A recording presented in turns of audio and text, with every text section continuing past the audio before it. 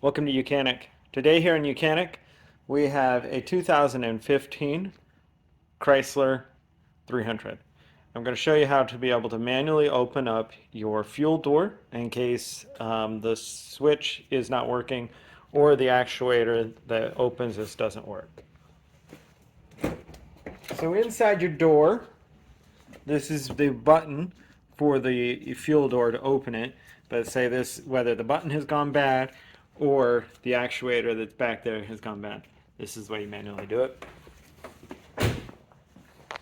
So you'll need to open up the trunk, and then we come back around here, and right here on this side is the cover, and you'll see this yellow cable in here.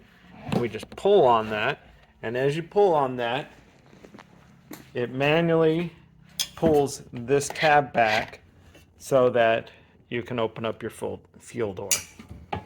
And so that's how you would manually open up your fuel door on your Chrysler 300. Thanks for watching Mechanic, where you can be the mechanic.